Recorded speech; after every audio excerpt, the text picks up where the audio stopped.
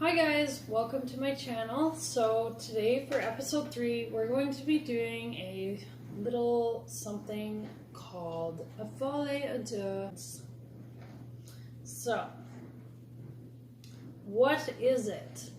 A Folie à Deux is a mental disorder that two people share and experience at the same time. An example of this would be if you and your best friend are convinced that your dog can speak English, it may be a folie à deux. What does it mean? Well, folie à deux basically means madness of two in French. Symptoms. Because it is a shared psychotic disorder, people who are suffering with a folie à deux will have trouble staying in touch with reality and often can't handle daily life. The most obvious symptoms are hallucinations, so seeing or hearing things that aren't real, and delusions. Believing things that aren't true even when they get the facts. Causes. The exact causes aren't known, but the main two contributors are stress and social isolation. People who are socially isolated together tend to become dependent on those they are with, leading to an inducer's influence on those around them. Diagnosis. First, the people who are affected will be asked questions about their physical and psychiatric history and possibly also get a physical exam.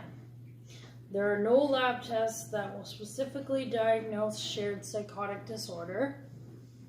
If a doctor finds no physical reason for the symptoms, they might refer that person to a psychiatrist or a psychologist. They will talk to the person, listen to their symptoms, observe their attitude and behavior, and want to know if the person is close to someone who is known to have delusions. Okay. Treatment. Partly because shared psychotic disorders are rare, effective treatments aren't, there's no real baseline, but they try their best kind of thing. So, treatments will include physical separation, antipsychotic medication, and psychotherapy. Okay, guys, so I found a little story that I'd like to share with you about two people that got or had a folie à deux.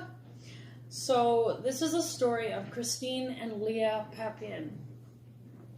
So, Christine and Leah Papin were French sisters who worked as housemaids in the home of René Lancelin, his wife Léonie, and their adult daughter Genevieve.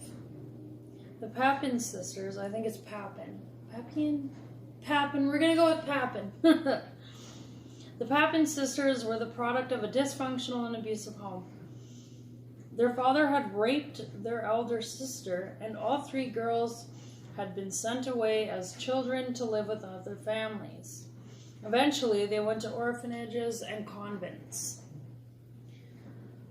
Sharing a room together and socially isolated, the sisters were quiet and uncomplaining. When Christine was 27 and Leah, the more submissive sister, was 21, the women entered the psychological history books. During an argument with Léonie Lancelin, Christine suddenly changed from a well-behaved cook to a murderous monster. She gouged out Genevieve Lancelin's eyes with her bare hands. Joining in, Leah followed suit with Madame Lancelin. The pair savagely murdered the mother and daughter, exposing their bodies in a way that indicated a sexual element to the crime.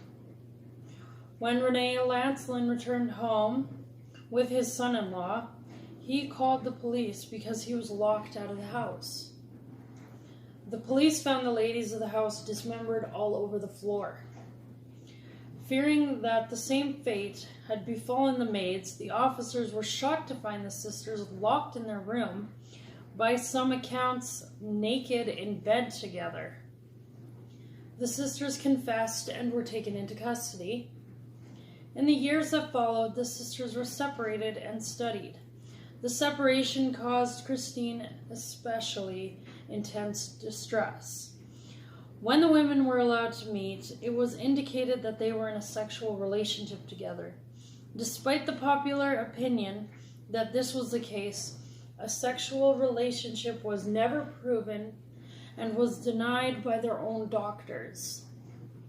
Their defense attorney suggested that their personalities had become so enmeshed that the personality of the submissive sister Leah had ceased to exist, and they both shared the paranoid delusions associated with Folie. So, I've read this and heard this story before, and the sisters lived in their house, Renee and Leonie's house. And Leonie had a very unrealistic expectation of the cleanliness of the house. And she would do the white glove test on all the surfaces. And if the cleaning or cleanliness was not up to her standard, the women would have to clean all over again until it was up to her standard. So this is just a little blurb of what happened, but basically what happened with